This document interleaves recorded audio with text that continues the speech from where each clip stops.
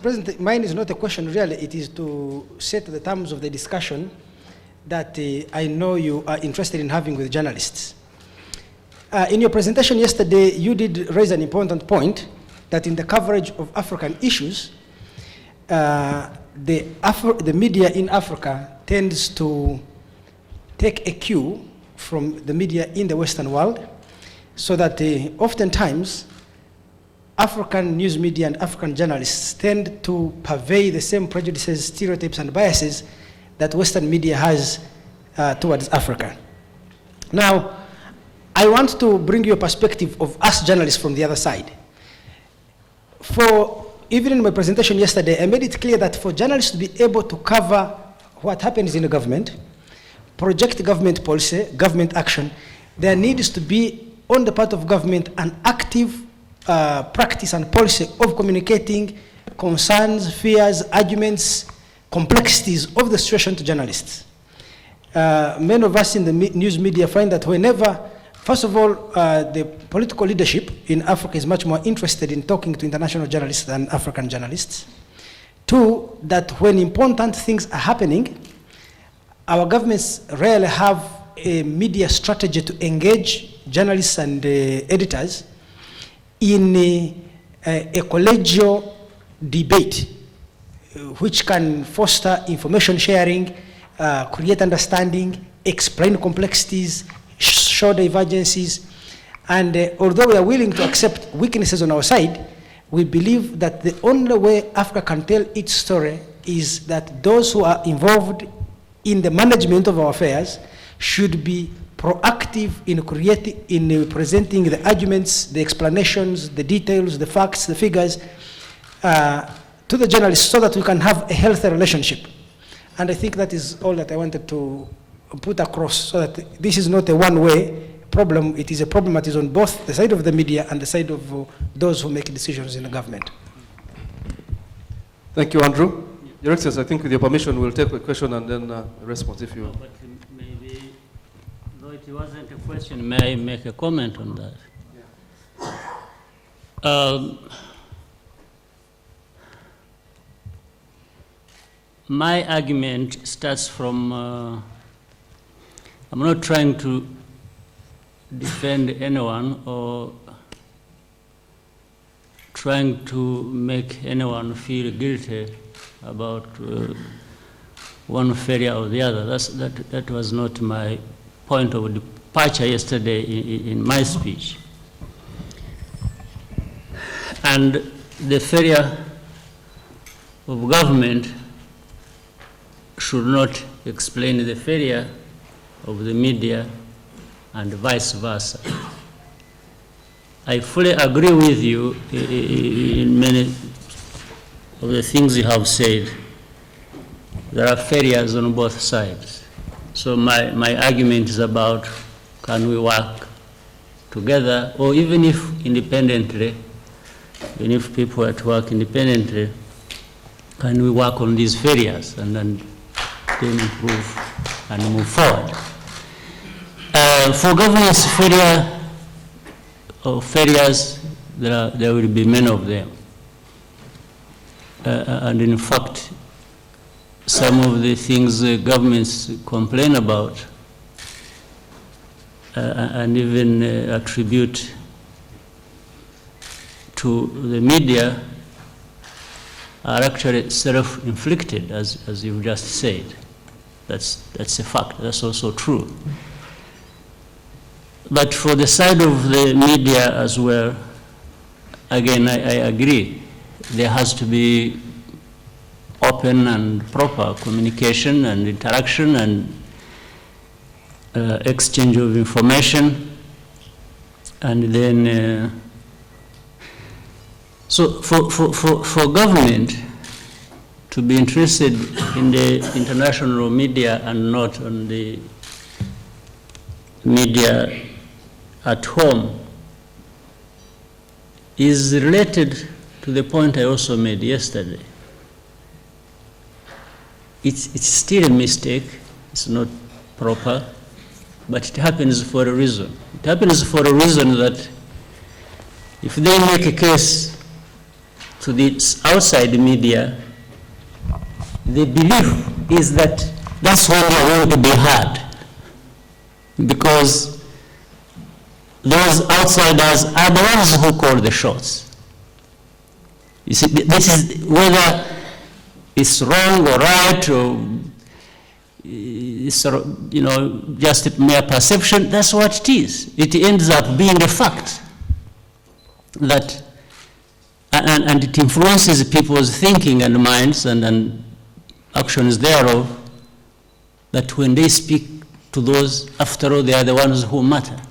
They are the ones who also control or influence one way or the other the local media. So that's how it happens. I'm not saying it should happen that way. I'm saying that's how it happens. But it can be corrected. It can be corrected by doing a number of things, probably that we are going to discuss here, that will come up in the argument.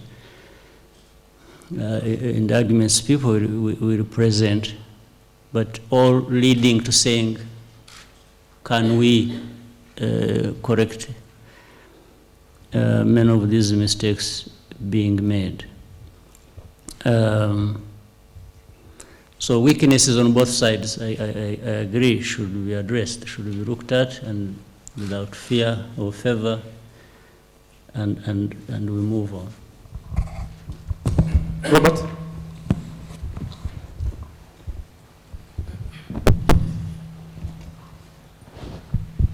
Your Excellency, I will stand up because people from my part of the world are very short. So, and the reason is geographical, because if you come from my part of Uganda, you need to have your center of gravity very near the ground. Unlike you, Your Excellency, if you came to my village, people would be wondering what you're doing there, because Your Excellency, I agree with you 100%. There has to be a mindset change. And I would like to request you now to be our ambassador, because you're the most media survey head of state that we know. We're requesting you to be our ambassador to your colleagues. And That's a hard one. I am glad that at least you understand that. Because the behavior that leads to these situations is collective. If for instance, the military is important for stability and security, if the economy is important for social harmony, and all the other pillars of the state, the judiciary is good for governance, how come that even when we have these summits and debates, the media continues to be an afterthought? If we're going to build a partnership, let us have a partnership in which the media feels we contribute. I would like to give you an example, Your Excellency. A lot of the foreign media today, for the masses on the African continent, is actually very irrelevant. How did it become irrelevant? Because African media entrepreneurs have built capacity to reach their audiences. So, how do we build the mindset? And I would like to throw this challenge to the Secretary General of the East African Community. Small steps, starting point. One, when there's a summit of the heads of state of the region, let's charity begin at home. Please have, whether it's on the sidelines, in the corridors, on the veranda, but have a session for the media alongside the summit of the heads of states, even the Council of Ministers. And please create an opportunity for the host head of state to have an engagement with the media and brief them, if it's an early breakfast and so on.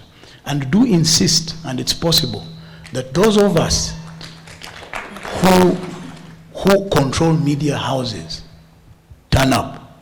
And trust me, if the invitation comes straight from the Secretary General, you stand up while reading the invitation And then you tell your boss, you tell the finance people, I have to go and meet with the heads of states. We also have egos. It's true. It gives you prestige when you know that you were invited to the summit. So when you come back, you have a better understanding of the dynamics, the issues that are being discussed. There's nothing, Your Excellency, more humiliating than to hear the views and issues discussed of your heads by your heads of states being told to you by Amanpur. It's very humiliating. Diplomats from foreign missions are the ones who brief us what our heads of states discussed. When we ask the press officers, Yolande is not one of them. When we ask our press officers what happened, they have also become as hostile as you. We will tell you later. Now, the moment you make a mistake, you people are enemies. Now what do we do, sir? We're in a dilemma. Please make us true partners. Let's not be in an abusive marriage. This marriage can work. We can have 21 children and prosperity. Thank you, Your Excellency.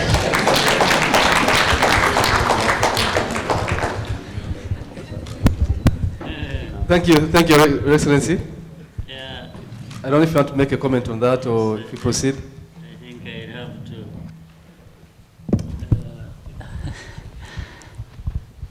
Yeah, many of those things you are saying, we see them every day.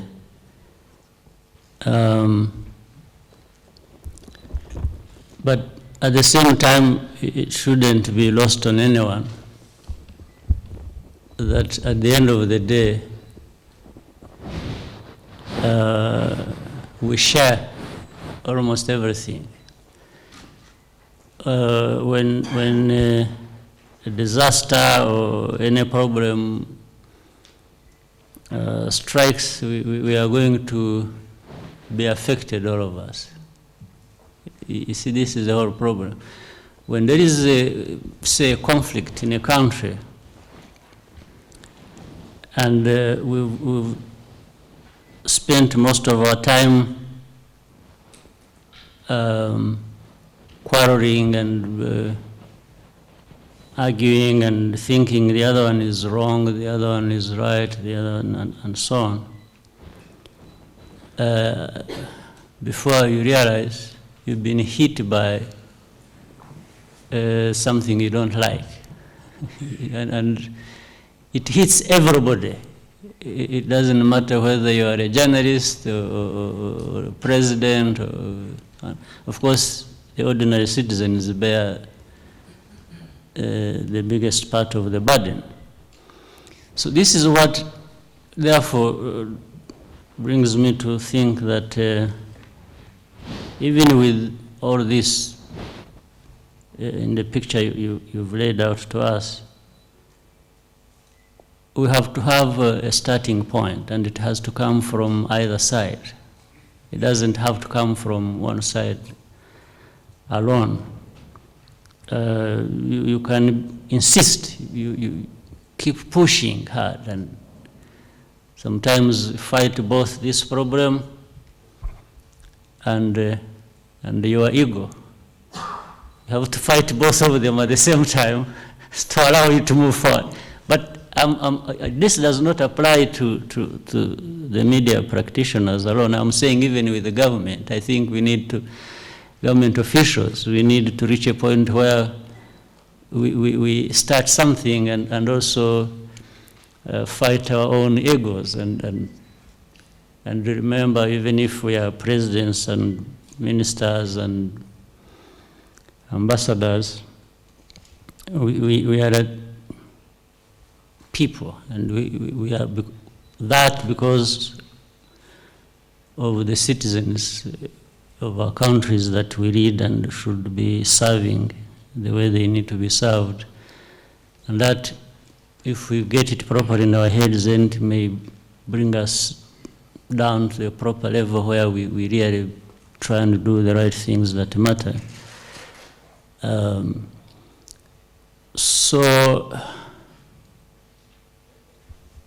Yeah, I get your point. If you have to be briefed from outside, again, it is what I said earlier. The attention keeps drifting to where they think it matters most.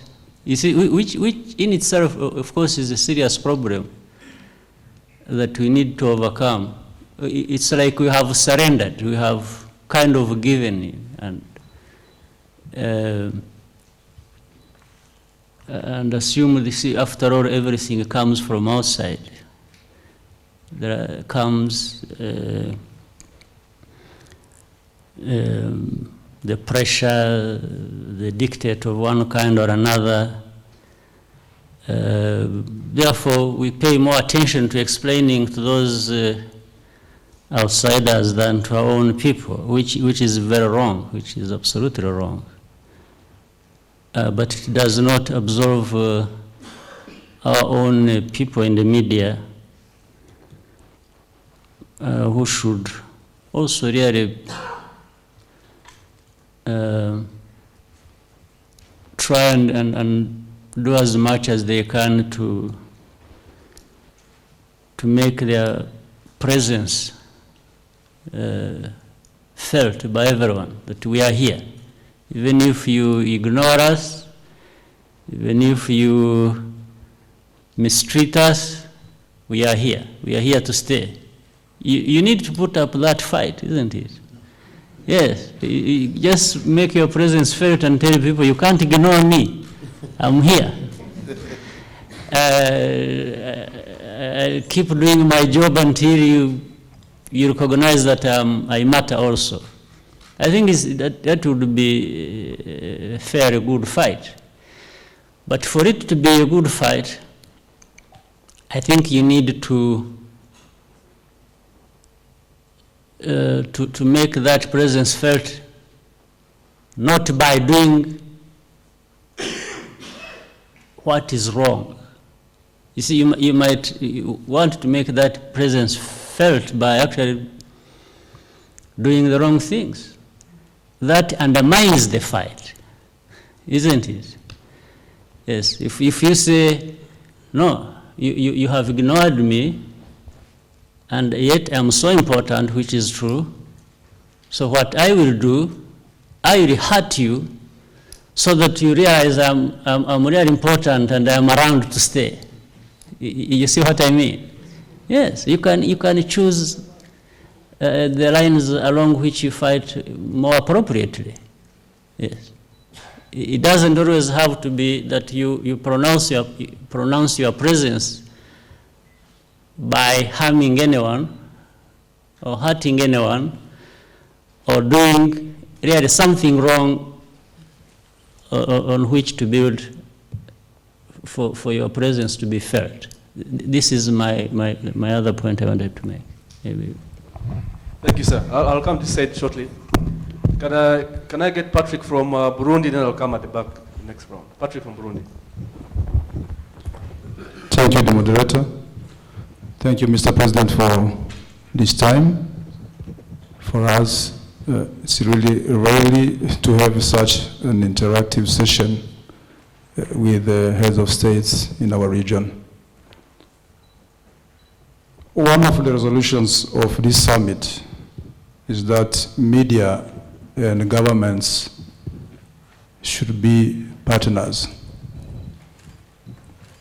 That's true, and I strongly believe in this. But unfortunately, sometimes it's not the case. Governments or heads of state see journalists, see media as, I can say, enemies or opponents. In the perception, this is my point of view, in the perception of most governments, especially in our region, a good journalist is a journalist who's reporting about government achievements. When there is inauguration of roads, infrastructures, hospitals, schools, reporting about growth of the country, good governance or investment, he's a good journalist. When he's reporting about graft, abuse of authorities, impunity of crime, self-protection, now he's not a good journalist, he's a bad boy. That's one point. The second point, Mr. President, is the jailing of journalists, which is a common thing in our Great Lakes region. I'm not defending journalists because they are not above the law. But sometimes, when a journalist is, judged as guilty for having committed a wrong thing, automatically he's taken straight to jail. The presumption of innocence is not there. It's a reality. A week ago, I was here for a holiday. I was happy to hear that there was one journalist who was acquitted. But the next day, another journalist was jailed. In Burundi, my country, we have a journalist who was sentenced to life. Can you imagine, sentenced to life? Just because he reported maybe a wrong thing or something which can be debated.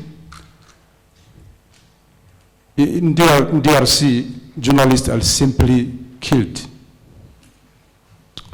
So, while you said, Mr. President, that you even underlined it yesterday, we should be partners because we work for the common interest.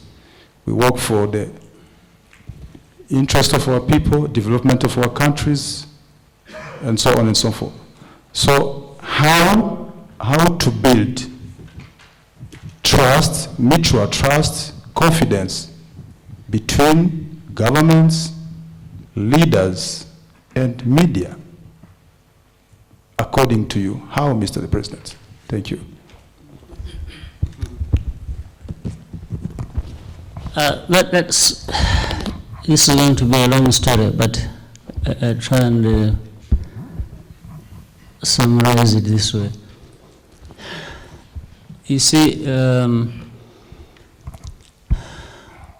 journalists or the media, and on one hand, and then the government on the other hand, much as we seem to be different and many times antagonistic, we have something in common that is the problem I think we need to address. You see, on both sides there needs to be justice in its broad sense. And in justice, before I get worried about the fact that maybe somebody is going to be hanged, sentenced and hanged, I really have to be worried about what has been the process. What was the process that brought us to this point?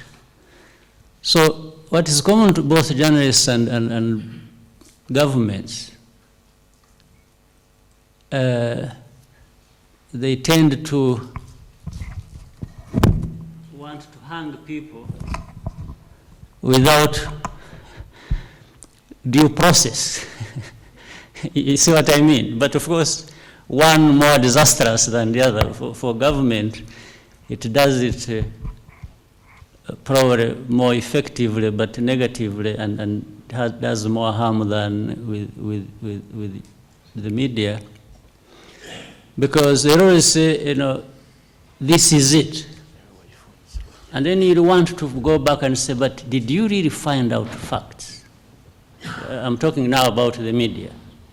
Starting with the media, come to government later. You write a story that may be really consequential, either to a person or to society.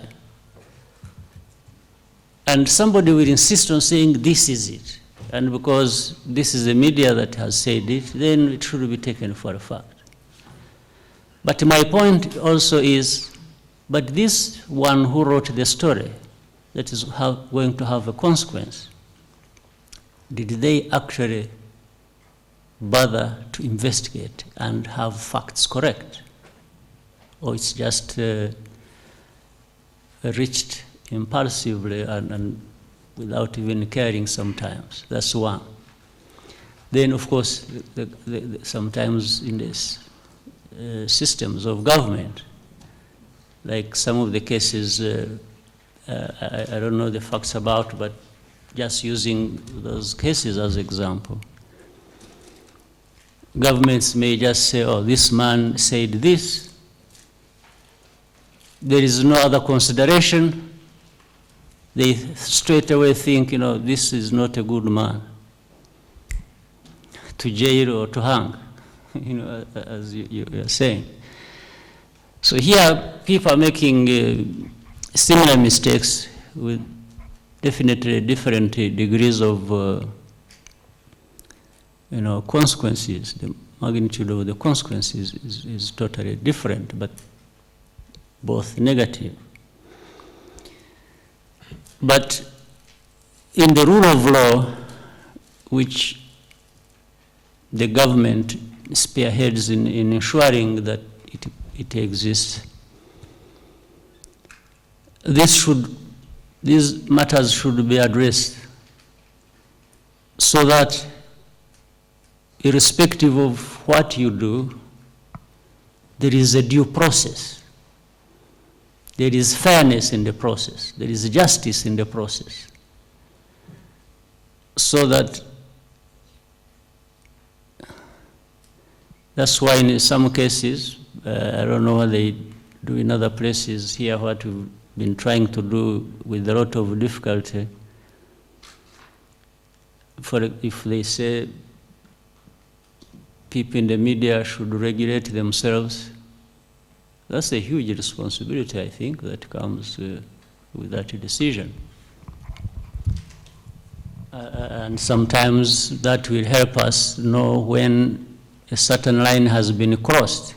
If it has gone beyond self-regulation, then where does it go? It means a certain line has been crossed, and it makes it easier for, if justice has to take its own course, then it does, but starting from somewhere, not jumping to that all of a sudden. There are always going to be difficulties and responsibilities, but it helps, for people to understand the process and what should happen in that process, and probably how the outcome is going to be seen as fair or not. So all this, it's very broad. It's not clear-cut, but where that happens, where journalists may be treated badly, like the cases you are saying, you'll find it is not just journalists. You'll find the problem is broader. You'll find that the justice system is probably not working properly. The rule of law is not working properly, broadly. It means even other citizens are really having problems. It won't just be directed to journalists, but it will be probably affect more journalists because of their role, in fact, as people who will stand out and criticize and do all these things. They attract more attention, but for the outcome to look as bad as you are putting it, it's because even in other cases, things are not good. This is my take on that. But it needs to be addressed certainly, and not just looking at how media practitioners should be treated fairly, alone. It should be looked at also in a much wider context. I think there's something broadly wrong in this environment, rather than just being an issue that affects journalists. But this is why it is interesting, and that's why earlier when I talked of partnership, this problem is very broad, and it's a struggle. It's a struggle, most journalists or even people in the government, but broadly in matters of fairness and justice, courage is required. You'll always find why I'm saying courage is going to be required. Matters of justice or fairness is not an issue of numbers. It's not an issue of majority versus minority. In fact, you'll find you'll probably have 1 against 10, where one person may be really pointing out a fact, fair so as of justice or fairness, when the others, what the line they have taken is actually wrong. So it will take courage for this individual to keep saying, come on, this is wrong. You see? And so it's not a matter of vote. It's not just a matter of numbers. Yes. That's why you'll find even a journalist, like you're saying, will be unfairly treated, but maybe he had a point. He had a point against 20 people who work in a system who think this person should have just shut up. Even if he thinks he's saying what is right, he should just have kept quiet. So, but if you wanted to go by numbers, then you really have this journalist keep quiet. So it needs courage from either side. And in fact, it is not always courage in matters of journalists versus government or media versus government. It's courage even within one group or the other. In the media, I think it also takes courage for somebody to behave or say different things from the others. Yes, even on one side, treating one side of the media. There will be your own debates among yourselves where people see this as wrong and the others see it as right. So within that, there will be somebody who will say, no, look, I think we are wrong here. Why don't we look at this differently? The same will happen on the side of government. Many people on the side of government may be wrong, but there should be somebody on the side of government to say, look, I think we got it wrong. Why don't we look at it differently? So matters of courage I'm talking about are not just the media versus government. I'm saying even on the side of media or within the government itself. Such discourse should take place. And there should be demonstration of this kind of courage. Let me quickly just add on one thing which is very common and very interesting, which I see, because when I'm talking about courage, even within the media, you'll find there is a common view, say, in the media, and when somebody steps out of that general view and says something about so-and-so or about a country, and they will say, oh, this guy, I think, has been there and has had his hands oiled, you know. That's why he's saying that. Now, the effect of that is that it intimidates people. And somebody will now start fearing to say what they have seen and what they think is true because they fear, they start thinking I have actually been bought. So even on one side alone. So people will tend to say, even if sacrifice the truth, keep quiet because they fear. The others will say, hasn't this man been paid to say this story? And actually people will start keeping quiet about things they fully understand, they have seen, they have experienced, they think is a fact, and keep quiet. So it will take courage, therefore, for somebody to say, no, you cannot say I have been bought because I can't be bought. I think this is a fact. And defend your fact and say, I'm thinking like this because these are the facts. It has nothing to do with whether I think I've been bought or not. So it needs courage. And it needs courage on both sides. Thank you, sir.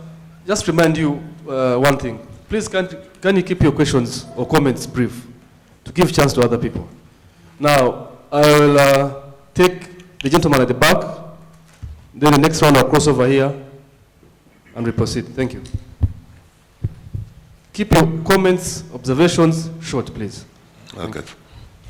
Thank you, Your Excellency, for giving me this opportunity to address this learned audience. I introduce myself. My name is Gervais Abayeho. I am a senior advisor in communication to the President of Burundi, your colleague. Yesterday you called for the promotion of homegrown media, which is, I was touched to hear that. And I thought maybe that it would be a good idea if regional media could organize a regional trip to make a tour of all East African countries so that they can find information firsthand on the ground. This will do some good for their reporting, because the problem that we are seeing sometimes is that some of our media reporters seem to report from distance, and this, of course, leads to their stories being not accurate. So it is important. I don't know if this should be funded by, sponsored by the EAC or the EABC, but we should look maybe for some ways of getting our colleagues here, journalists, to visit each and every member state of the EAC. And this leads me to remember one comment that was made by one of the presenters yesterday, saying that Burundi would maybe is being swallowed by other East African member states. This, I think, it is not true at all. We should not think of a country being swallowed by another country. We should maybe think of what each country has got to offer, to share, and I'm sure Burundi has got something to offer, to share with other East African states, member states. I'm not trying to promote to do some promotional rhetoric here, but I'm talking about facts which are there to see for everybody. It is important for journalists here to know that in Burundi, for example, a lot is being done in terms of reconstruction, in terms of peace and security, and that there are a lot of potential, mining potential, oil potential in Lake Tanganyika, things like those. The second point I want to make quickly is that maybe we should think of promoting specialization. And again, this requires some funding from the EAC. The EAC chair is there and the EABC is there, to get journalists to know to know the rules of the game they are playing, because sometimes the tendency in my country is that they send reporters out on the field on a rotational basis without taking into account the fact that the journalist going to report on this and that. If you look at the BBC, for example, which I was privileged to serve for some years, you will have sections where they tell you this is a political correspondent, economic correspondent, war correspondent, and to such an extent that you will not send a journalist to report on things where he's not specialized, in which he's not specialized. So if we can get means to have a journalist get specialized, I think it will be okay also. Thank you very much. Thank you. I think there is a problem here, but I think the points you made are very clear. I think for the funding, if we wait for the funding from governments or from East African communities, then you may as well forget.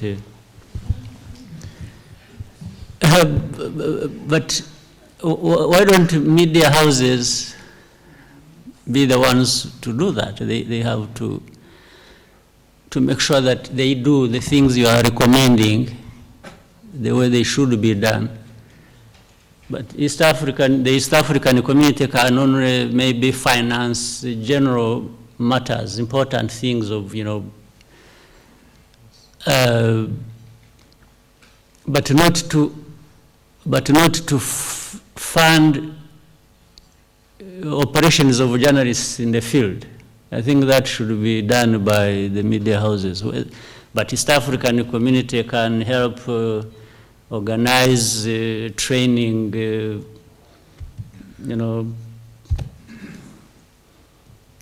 sessions for journalists and on broad things, but for example, for people to know what is going on in the Eastern Congo, I don't think the new vision should wait for the East African community to to finance their journalists. It wouldn't help us. But I think the points you made are very clear. Partner states have a lot to offer. Burundi, other than what you listed, I think offers a hand in dealing with, say, even security of Somalia. It's a big contribution. They are over and above what you said. So that one is clear. I think if people don't see it that way, they need to change their way of looking at things. So on that one. But for journalists and the media and so on, I think we just need to be more active. We need to know our responsibilities. But I probably make a comment building on what I said yesterday later on towards the end. Let's just first hear from others. Thank you, sir. Thank you, sir. Next is my neighbor, General Ulimwengu. Keep it short also. Yeah, well, thank you, Your Excellency. You just mentioned it. To the west of your country, you have a big problem. And that problem is called Congo. For about 1.5 decades now, you have been grappling with that problem. And recently, the Western powers seem to be on your case, on Rwanda's case. They're really accusing Rwanda as being the main fomenter of problems in that part. Everybody knows that you do have interest in the east of Congo because some of the fugitives from the genocide in 1994 are lodged there, and they're very active. And this probably gives the justification for these accusations against Rwanda in the sense that in the efforts to flush them out or neutralize them, you may be doing something extra that is more than just securing Rwanda's security, if I may say. What do you think of this? Obviously, it has to come to an end at some stage. A solution has to be found that is useful and fair to all concerned. That is to say, to the DRC, to Rwanda, and to the region, because Congo is a huge, huge, and in my view, sick place. And if it is allowed to continue festering, as it is allowed today, it may suck in a lot of countries, a lot of interests that may prove in the end to be too toxic for Africa to handle. Can you give us some perspectives as to what should be done? Because I think, Mr. President, you are saddled with a problem here. In our industry, we say that perception is reality. And if people continue perceiving Rwanda as being the main source of trouble, then that perception eventually will become reality. Give us some light, please, on this issue. Thank you. This is a very broad subject, but I'll attempt to say something, hopefully, that will shed some light. Sucking in many countries in the problem of Congo, or in that situation, isn't a subject or a problem of tomorrow. It happened long ago. It is the case. This is what I'm saying. There is probably no country that hasn't been sucked in the Congo for decades, which you said. You see, this is the whole point. And to understand this problem, you have to look at it in many ways. You have to look at the historical perspective of the problem. You've got to even try and translate that and into the current situation or events, and then we may be able to understand where to go. But this issue of perception, to be the one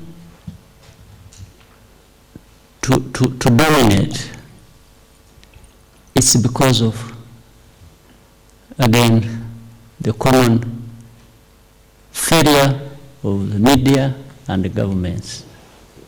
Because today, in this room here, I don't know whether there is even one person that has taken time to go to Congo, to Eastern Congo, spend a week also asking, seeing, questioning anything about this that we have heard. I would challenge, if there is one, there are not two in this room. Right? Is there? Yes. Probably won't find a second one. Yes, yet? No. If I have gone, even if for those who have gone there, they've probably come out silent. Or, worse still, they have gone there, they come out, they start reporting not what they saw, but what somebody else is saying they saw. Yes. You must be reporting what somebody who is a blogger from the Western media is saying, or what Voice of America is saying, or what BBC is saying, not based on what they saw. So that allows for perception to be the real thing, the reality. Because and then somebody maybe picks what somebody says and just keeps playing around with it, either agreeing with it or trying to say, no, it's not the case. but really based on just playing around with what they are reading, not what they have experienced or judged to be the case by seeing and questioning and investigating. And all. This is a failure. Now, it's a broad subject because, let me put it by raising some of these questions or raising observations.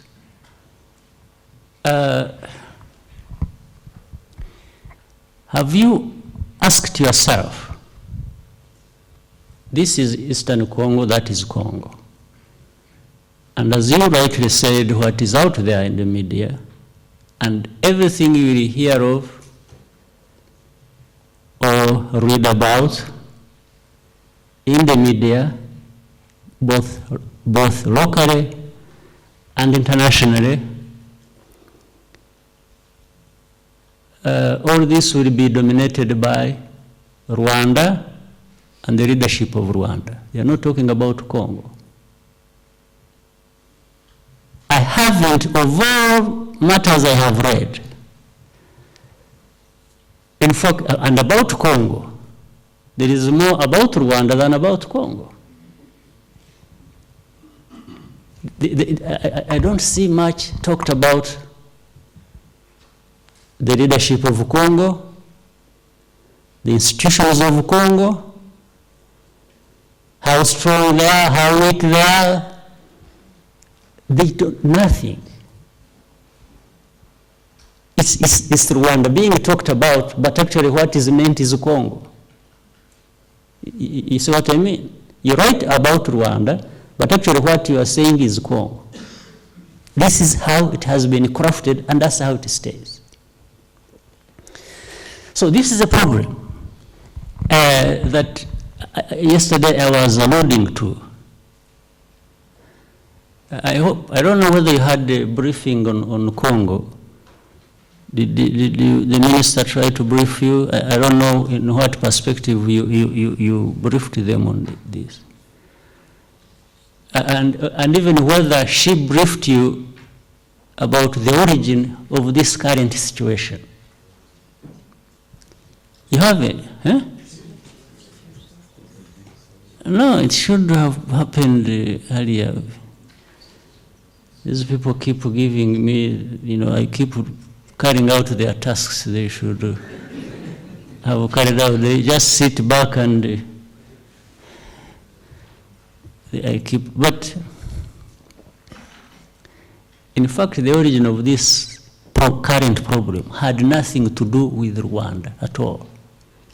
We only tried, at some point we got to know about it, actually to help. This problem, this current problem of Congo started by, there are too many things coming at the same time. I'm trying to sort them out. Let me start the current problem with 2009. You remember there was a crisis there, which we try to address, which leads to us here in Rwanda having somebody we have detained in some funny way, which we are being every day accused of, not by those who should have actually been accusing us of anything, because, this tells you the prejudice that surrounds and the confusion that surrounds this whole situation. If it had been any other case, these human rights groups and everybody would be descending on Rwanda and tearing us apart for, holding somebody illegally and violating his human rights and so on. But they have kept quiet. They've given it consent. And this man, General Nkunda, whom we keep here in Rwanda, was involved with that problem of 2009. And we did that because when we were trying to resolve this crisis of 2009,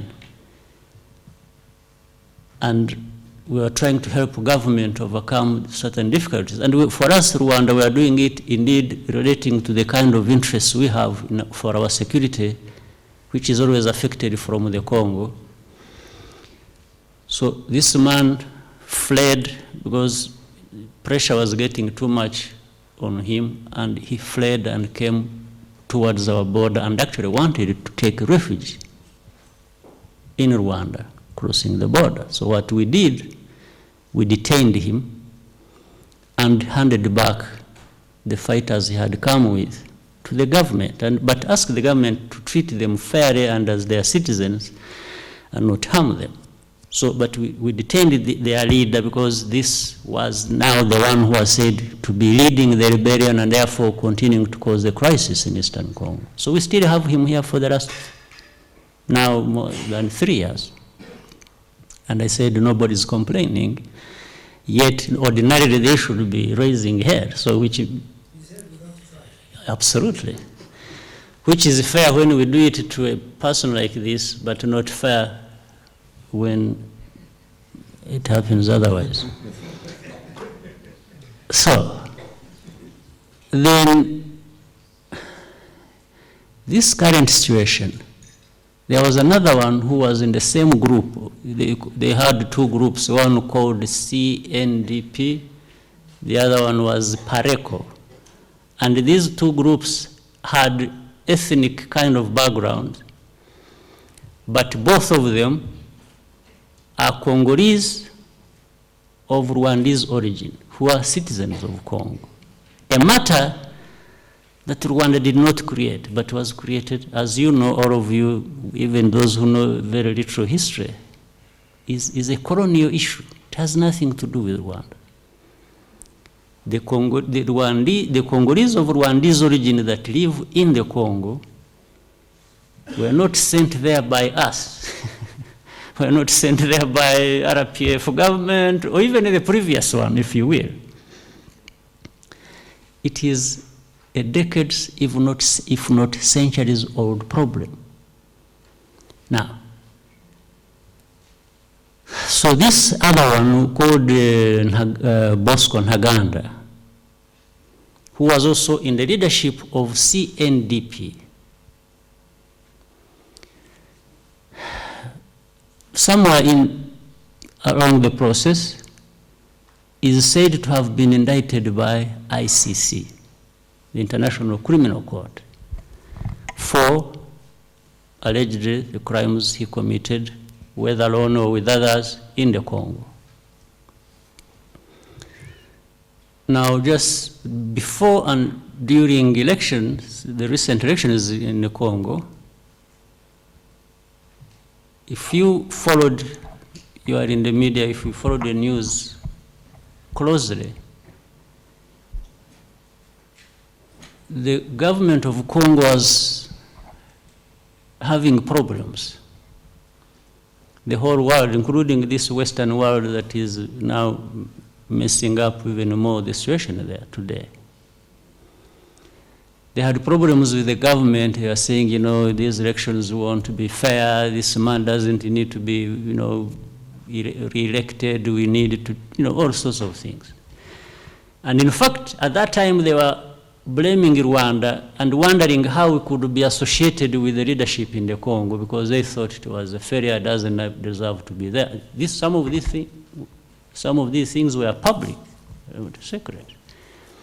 If you read, for example, Jeune Afrique, there was a big headline about how I think Rwanda is crazy, or this president of Rwanda must be crazy to associate with the government of Congo, which, you know, has totally failed its people and so on and so forth.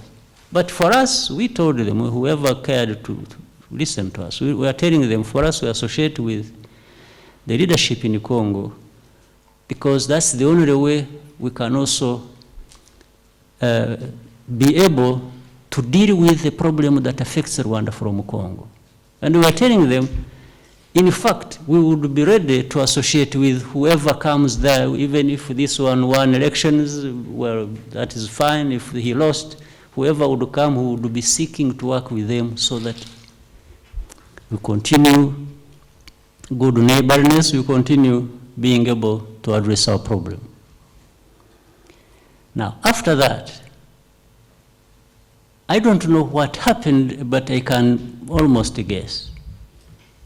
The same world that was blaming us for associating with Congo, I think they found a way of going back to find some access to the Congolese government, and brought up, I think, an idea that would be good for the Congolese to now, because they were also saying they had no longer any access with the Congolese government. So they went there and said, you know what, now that you have come back to power, I think you are likely to lose this power if you don't deal with this guy in Eastern Congo. So he should be arrested and handed over to ICC, because this man is dangerous.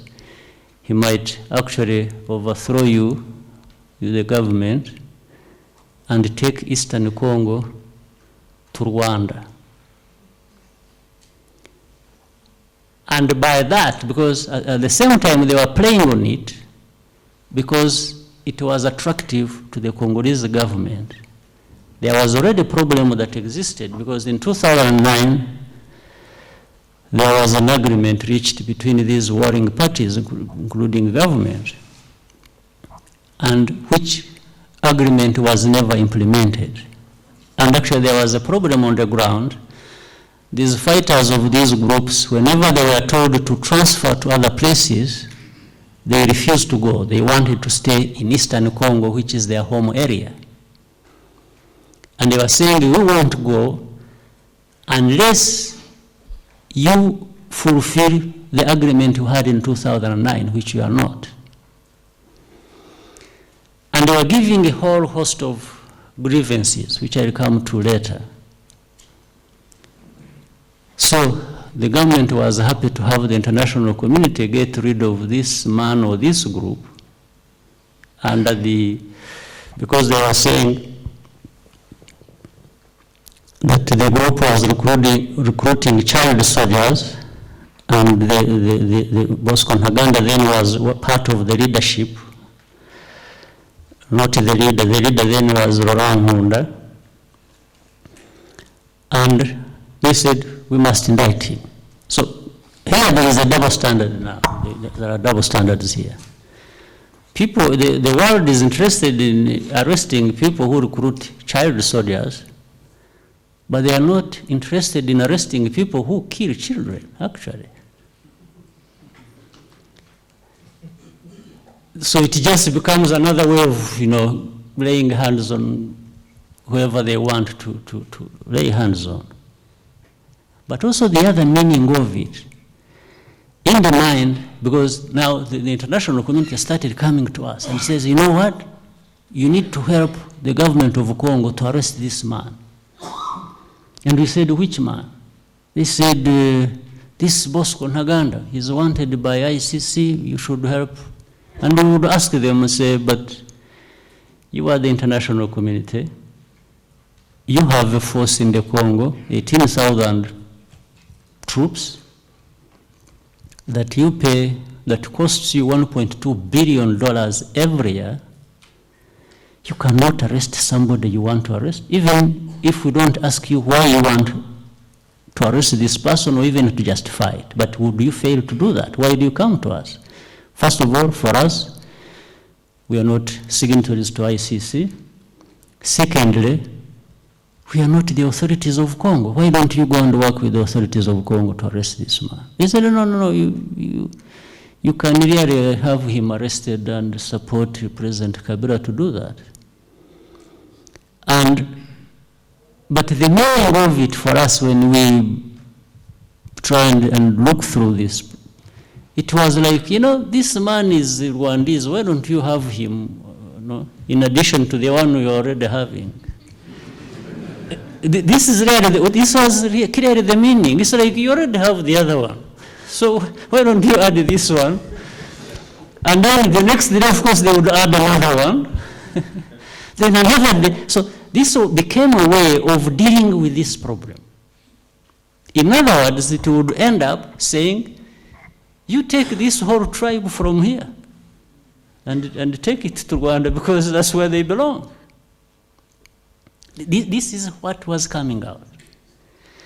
And we tried to say, no, keep us out of this.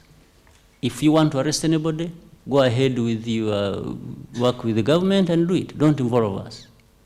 For us, we've been involved in Congo with the Congolese government and with their consent to deal with the FDLR problem, and we want to focus on this. As long as the government of Congo allows us to do that, and they have allowed us to do that, we are doing that. That's what we're interested in. The rest, go and handle with the Congo. They could not listen. So they actually tried to go ahead and arrest this man.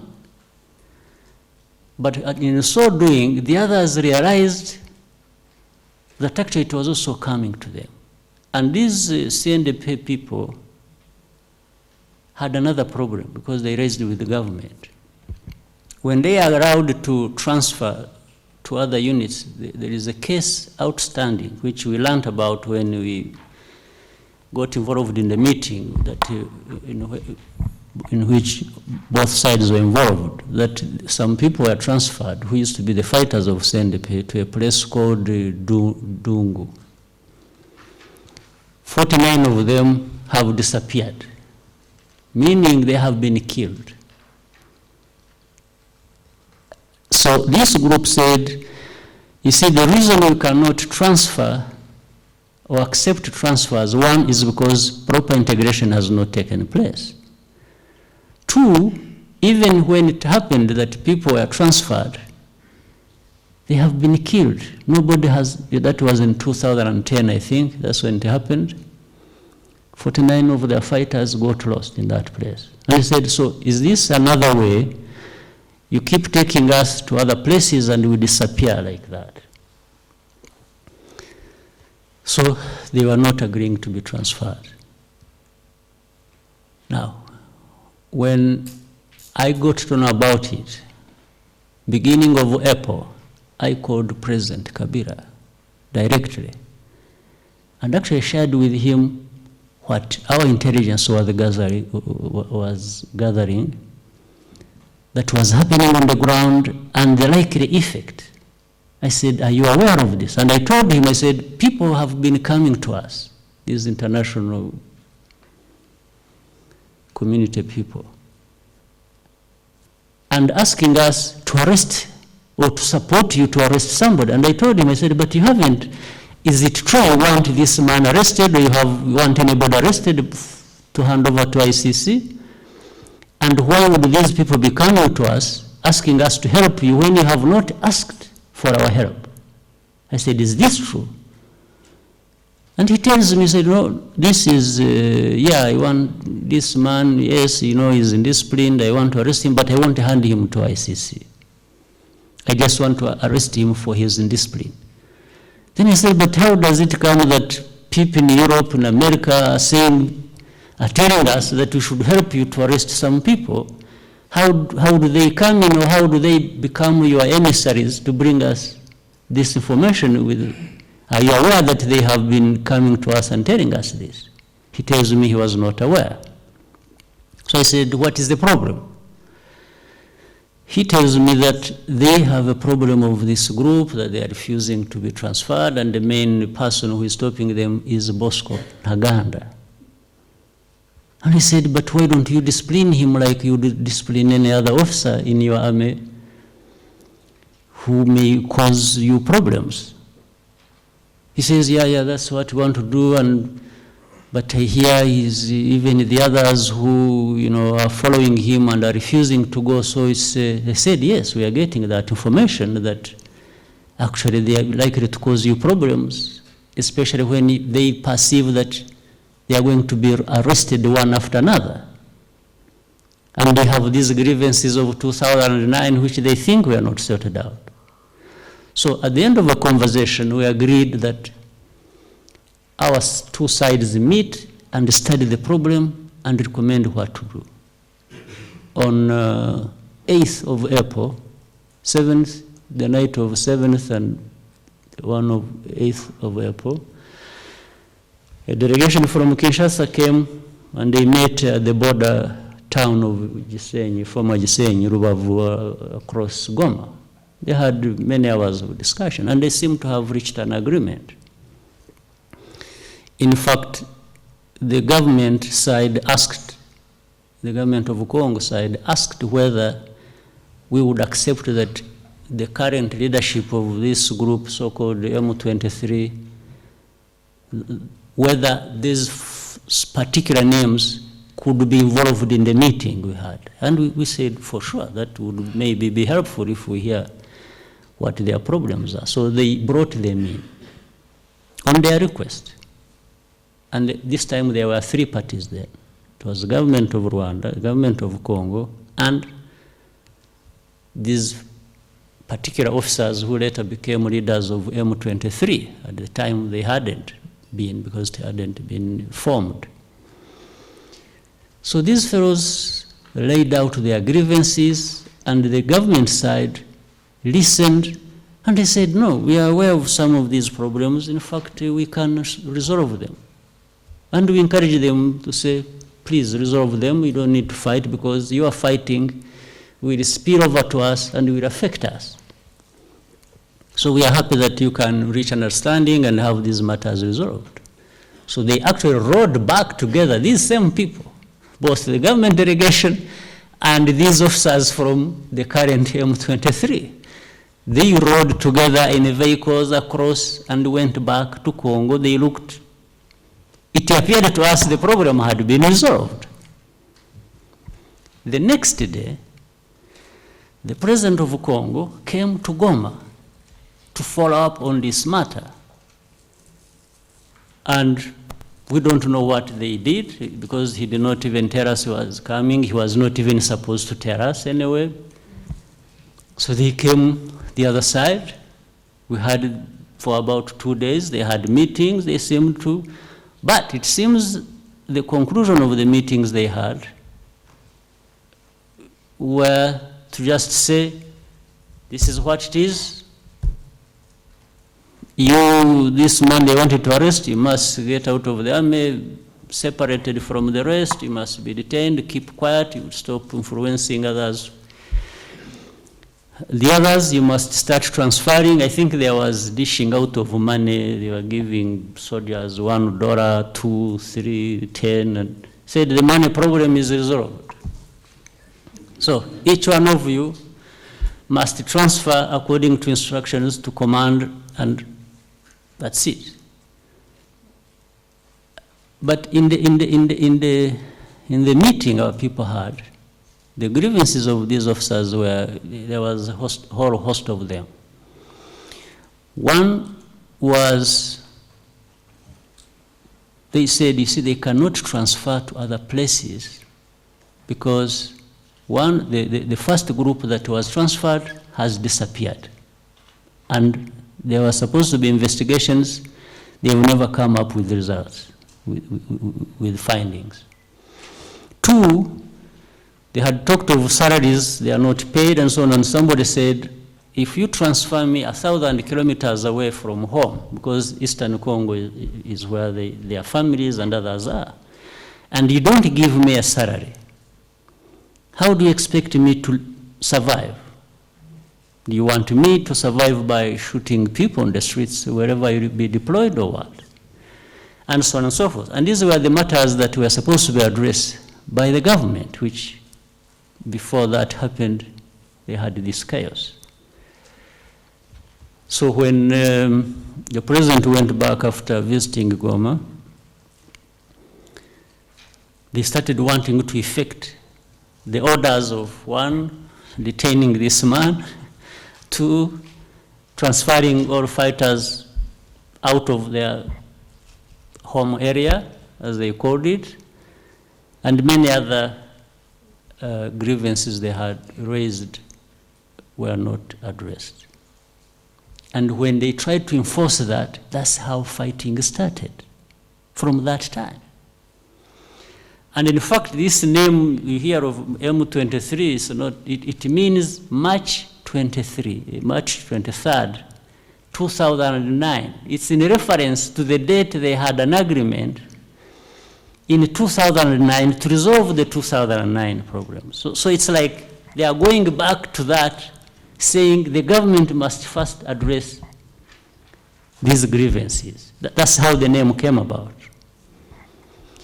It's not anybody's birthday or somebody or something. It's just that. So now from that time, and we had discussed comprehensively with the government and these people how there's a need to avoid any fighting, because it wasn't good for any of us, whether it is Rwanda or for the now M23 or even for the government. And we seemed to be on the same page. And when fighting started, we again contacted, in fact, we had many meetings between our government and the government of Congo to discuss these matters. And every time for us, we were urging them not to go the way of resolving this matter militarily, but to discuss issues and address whatever political problems there were, if any, and if justified, but always finding a way of avoiding the kind of conflict that later on we have come to have on our hands. So, but the government, they seemed to be decided on saying, no, if these people are not listening to us, we'll sort them out militarily. And they were really confident they would do that. Well, they had been training so many soldiers and so on and so forth. Now, how does Rwanda get sucked into it, at least in terms of the name of Rwanda? When the government of Congo tried to resolve it militarily, maybe you have seen or have known what has happened. They were, should I say, I don't know whether, anyway, it seems the outcome was not what they thought would be. And I think maybe they needed an explanation for it. They needed an explanation for not being able to sort it out militarily. And the only explanation they could find was that it must be Rwanda. We are fighting. It's not these rebels. I mean, that I can imagine. I can imagine when somebody talked about ego, I know a lot about this. We see it happening every other day. The kind of ego they had about, as a government, they should really be able to defeat a small group of rebels. But that did not happen. When it did not happen, it must be another country, not this small group that has come from us. Now, I'll give you some other facts that show you how the whole thing is messed up. Then they started saying, they are receiving arms from Rwanda, they are even receiving uniforms, even they are speaking English. I mean, this has become public. I'm just talking about what is already said openly. So they must have come from Rwanda. But now, let me take you through simple logic. There is not even a way, or there could have been any need for Rwanda to supply arms to people who have more arms than they need. Because these people are people who are leaving their own army and walking away with the guns. So these rebels we're talking about are former soldiers of the Congo. They are not civilians who have been trained and armed, no. They are people leaving their own army and walking away with ranks, with everything. Most of these people are senior officers. They are colonels, they are majors, and one person, one morning, walks away with 200 soldiers, all armed, and carrying whatever they can carry with them, and then you say, oh, Rwanda is supplying them arms. You know, first of all, we don't have arms to waste. And we are not so generous that we would give people arms they don't need. They have arms. These fellows have overrun defenses and found arms, carried what they could carry, and set fire on what remains. You see what I mean? You cannot then have Rwanda supplying arms in this kind of situation. And simply by that logic, it doesn't make sense. And about uniforms, sometimes it is just ridiculous, honestly. Now, but let me show you now the connection with, it brings me back to the subject we were talking about earlier. In the midst of all this, there are people on the ground, Human Rights Watch, then journalists, somewhere outside. Fortunately, at least you're not to blame for that. You've been absent. You can be blamed for being absent, but you cannot be blamed for having manufactured any stories on this one. So they all, then there comes some UN people, a group called, a group of experts. They create some story designed deliberately to actually shift the blame from where it is, that is Congo, and put it on Rwanda's name. They say group of experts with their findings, they write immediately. It was as if it was prearranged. And in coordination with those people who had been coming to us even before the conflict, asking us to help Congo to arrest somebody on behalf of ICC that we are not a signatory to. All together, they put up this story and say, Rwanda, a whole host of problems. They started talking of how this Bosco Ntaganda lives in Rwanda. He has a house in Rwanda. He was seen with the soldiers in the market somewhere in the north, drinking in bars, and many other things. And they take it to the UN, then the UN pick it and throw it out there. When all this noise was being made, we just asked them one thing. We said, look, let's assume we are guilty of all this you are accusing us of. You've come up with accusations which you never raised with us. You've taken them to the UN, and the UN has sat and also believed it. But there's one thing you forgot to do, in all fairness. Why didn't, if these are experts in the process of investigation, how can they be experts to a point that they forget that there is a party they must ask a few questions? And that is Rwanda's party. Nobody, we got to know about the accusations when they were out in the UN and we were being blamed, sentenced, and that's what happened. And you said, but why didn't you, of all these things you've done in investigation, why don't you have our side of the story? Why didn't you come to ask us what we say about these accusations? Now, when all was said and done, and when we came up with this challenge to them, recently they came back and said, actually we can come and now ask you questions. And then we said, but is this how these experts do their work?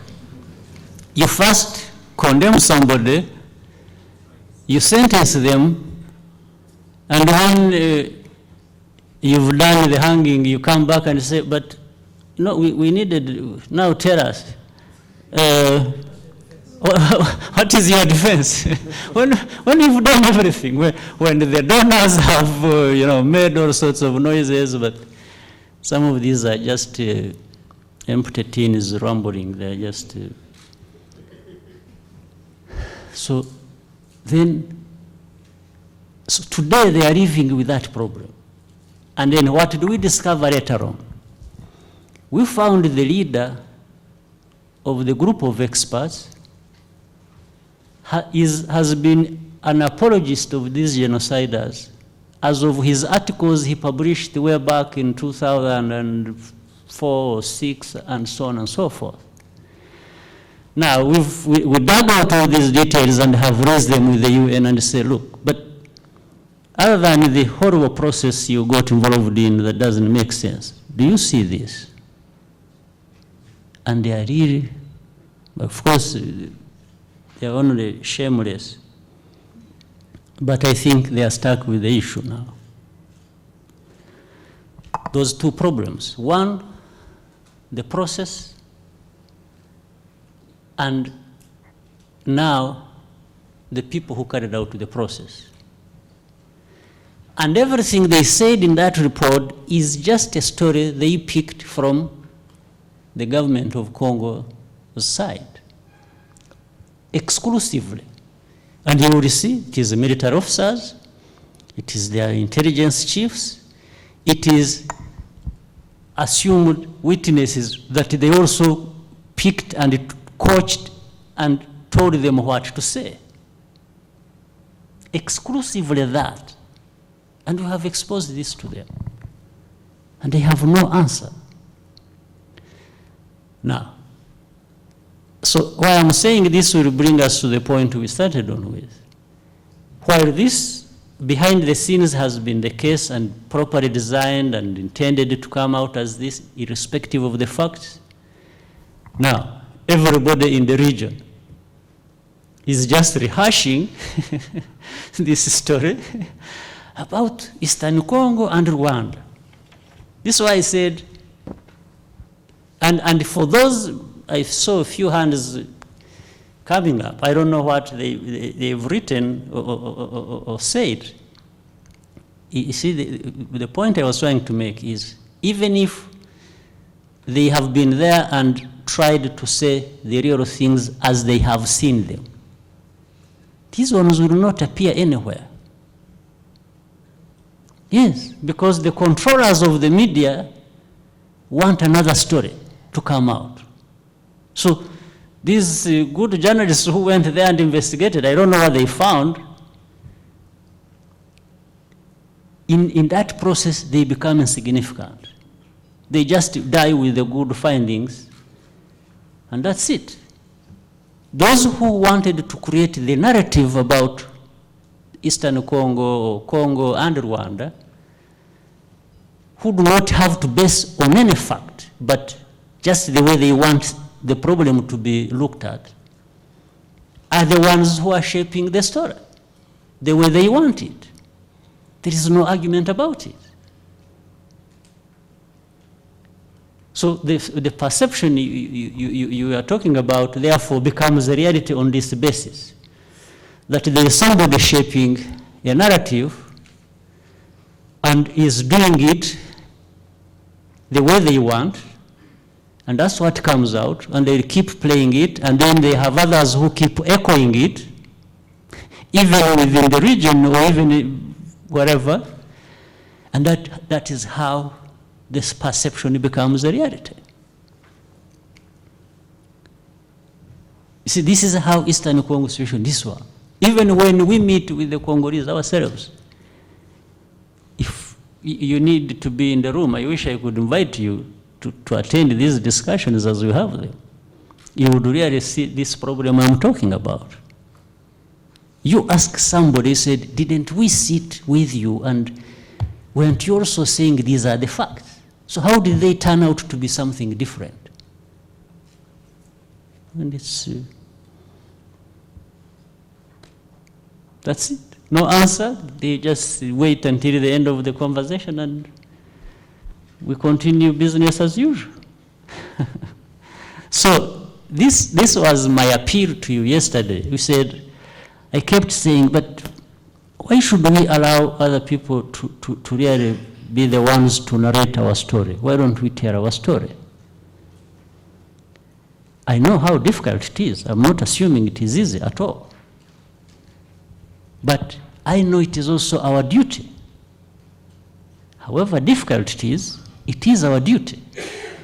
It is better, by the way, in my view, to die trying rather than to die without trying. At least for lack of a better way of putting it. For me, if all things remain the same and finally I would rather lose fighting than lose without fighting. So that's how I may put it. So that's the story about Eastern Congo. Eastern Congo has become Rwanda's problem. It's not Congo's problem. And people have shaped it like that. But I should not forgive these people again.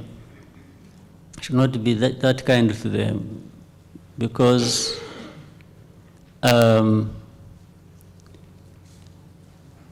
you know, these outsiders, this international community makes so much noise. They are around, they are making so much noise, and they want really to be seen to be doing good and addressing the problem. When they fail to give the results that people expect, they cannot afford to be the ones seen as the failures. It is somebody else. You see, they've been present in this problem for the last 18 years. And I told you the cost even of their presence every year. But they cannot afford, they cannot accept to be seen as the ones who failed in this problem. So the failure must be, it's Rwanda. It's Rwanda. Rwanda is creating problems. They are not explaining there's so much noise they've made in the last 18 years trying to resolve the problem, why they are not actually providing a solution. So they are present, there is no solution to show, but they cannot accept to be associated with the failure. So the failure, if you will, is with these Africans, the Congolese and Rwanda, and more so Rwanda. Yes. So, and why should anyone accept that narrative to be the one to become a reality? Why?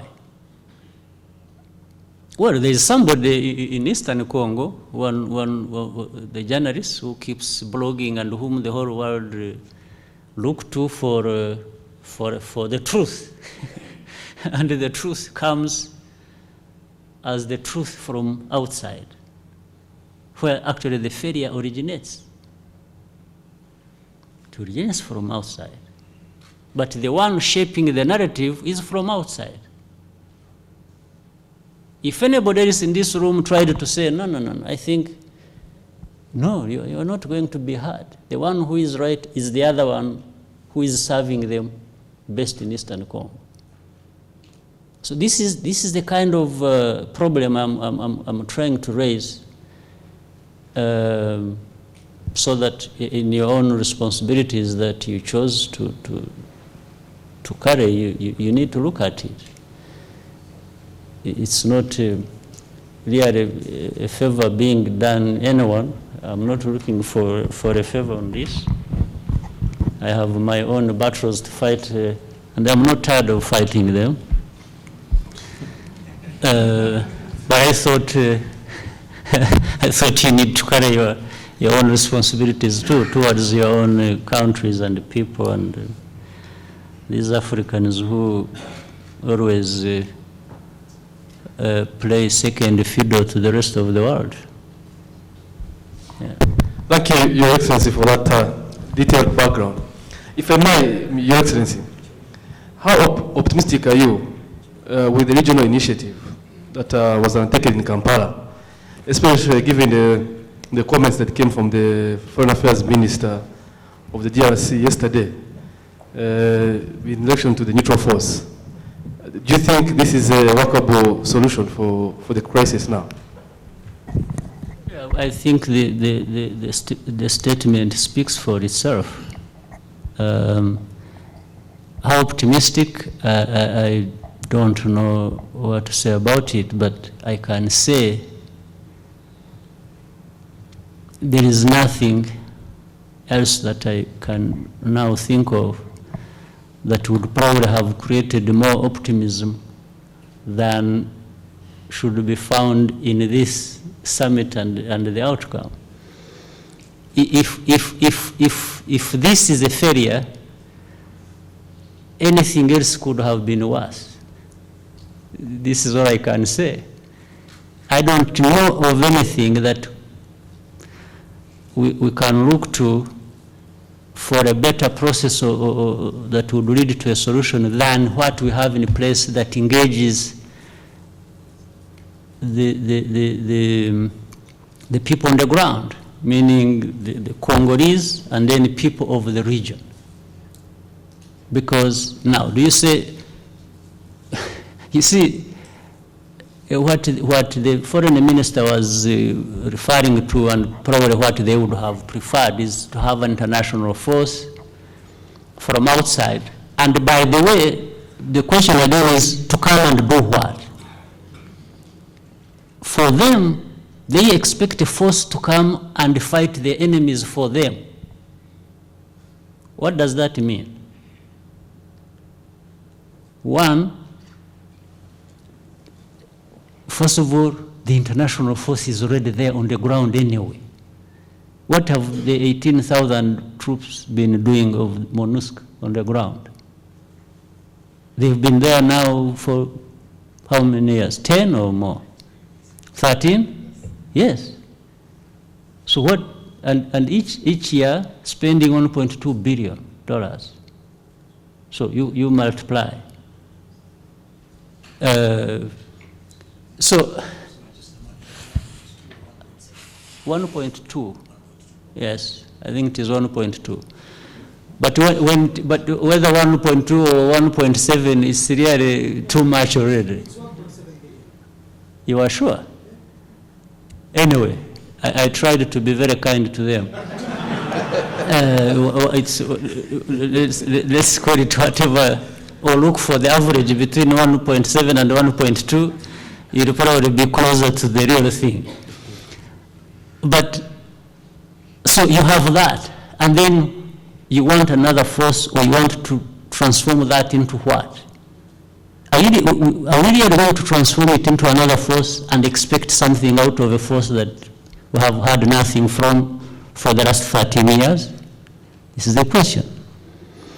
Second, is it correct that wherever you get the force from, are we looking for a force to come and fight for the government of Congo against their own people? Or is it a force that is coming to provide a political solution, or what? So I don't mind if we have a regional force that helps stabilize the Congo, but the regional force is better than any you expect from elsewhere, because in the end, I don't think anybody cares yet what happens to us if we don't care about what happens to us. That is my take on it. Thank you very much. I want to be gender sensitive. If there's any female in the house that wants to ask a question. But there's somebody there who kept putting on his up there, this one many times for a long time. Myself. Thank you, Mr. President. Mine is my name is Mr. Marcel, and I report for Business Daily newspaper of Rwanda. If I understood the tone of the Congo summit in Kampala and about the neutral force, Mr. President, it seems like a subtle defiance of the UN Security Council and MONUSCO. and drawing to the UN General Assembly later this year, I thought that puts you, Mr. President, and the regional leaders on the warpath with the UN Security Council. On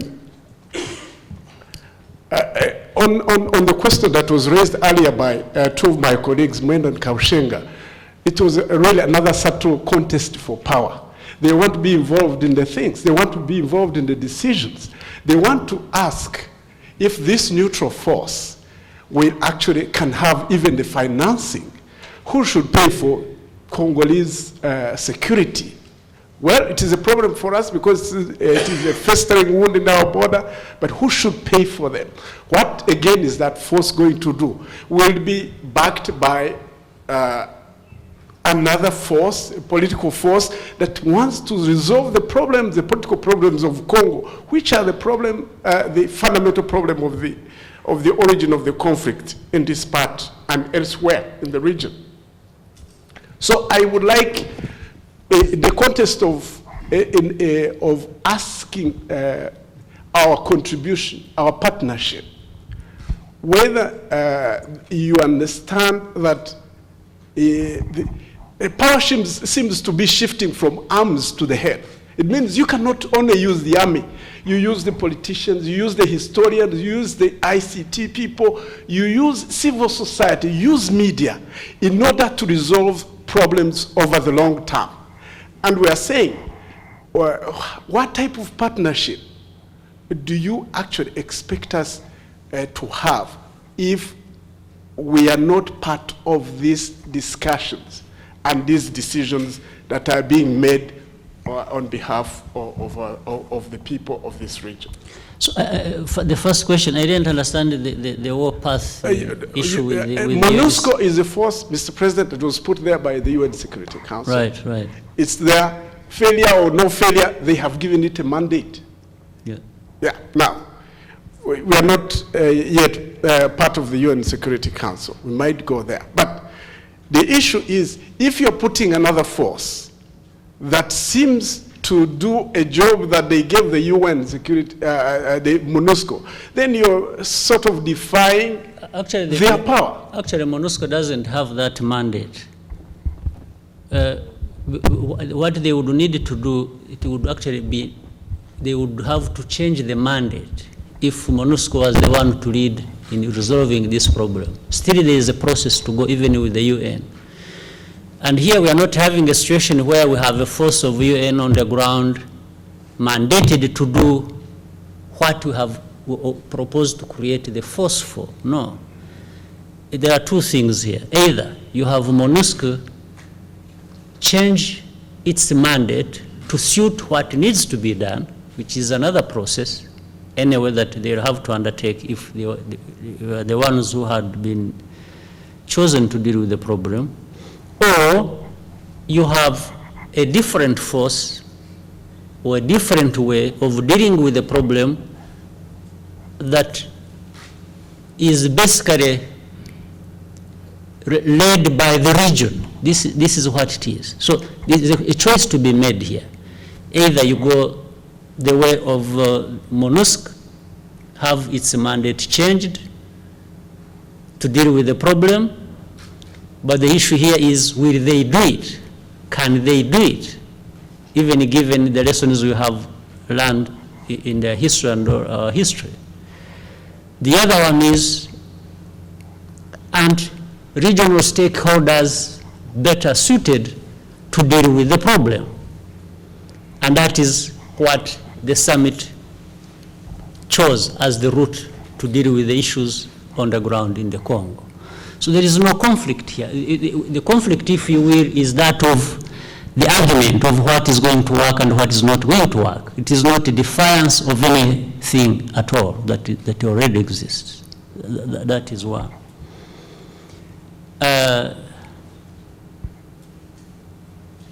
But it is also, by the way, let me say it this way. There is even a possibility, and probably it is implied in some of the things you alluded to, that you could even get a solution without having to have a force at all. You see, when parties directly involved recognize the problem, that it is indeed political, as you are saying, basically, and if there was any force to be created, it is just to support that political process and the political solution. You could even have a solution without necessarily having to have a force. But it depends on the political decisions and choices that have got to be made at the stakeholders level. If, for example, the government of Congo said, you know what, actually this is our problem, and we are agreeing to address most of these problems that concern us or that concern others, just help us in this process of talking to each other and finding, who to hold accountable for this or for that, and how else to get together, and why not? It could happen even without a force at all. So it's not that we are stuck with having to use a force at any cost in order to get to a solution. No, there are still many options that are possible.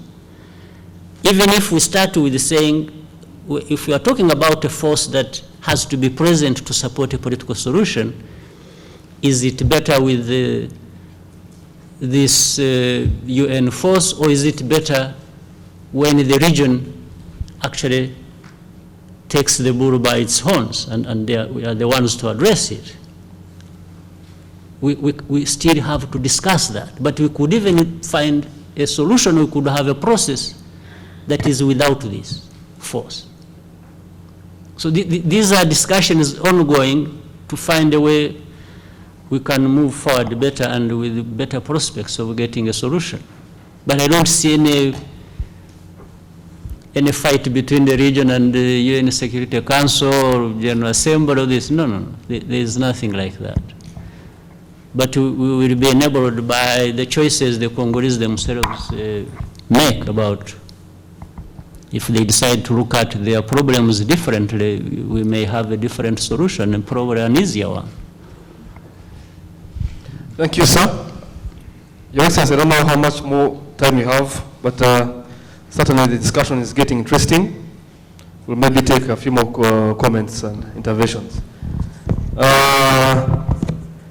Let me give a chance to this gentleman here. Okay. You're going back to the gender sensitivity.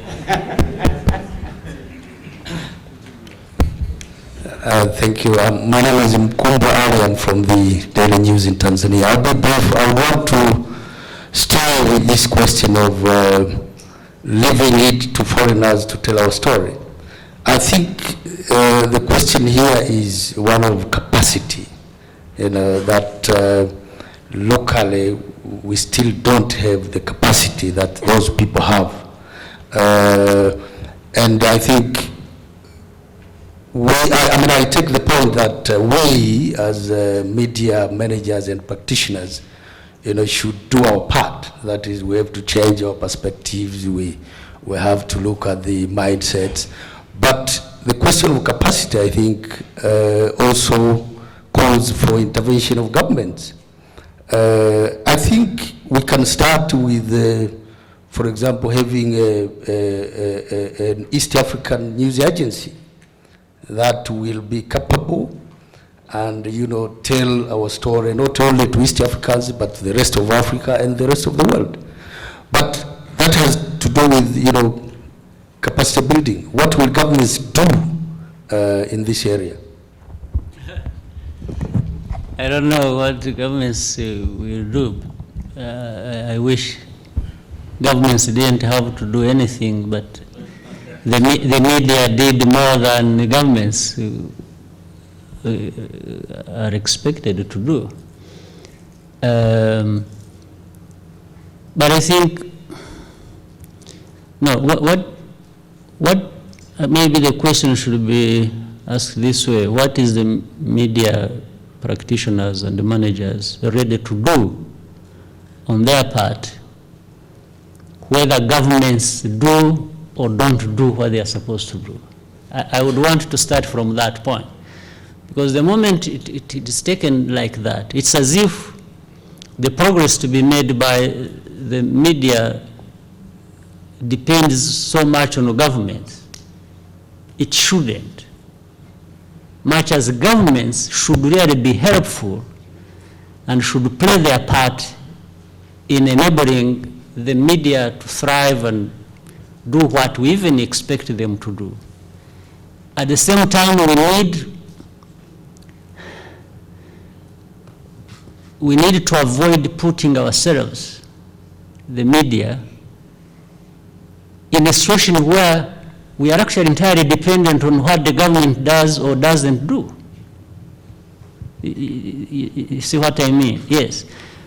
We can do the best we can do under any circumstances, and then keep challenging government to do their part, which also helps the development of the media. That is maybe, and maybe I would also turn to the other way.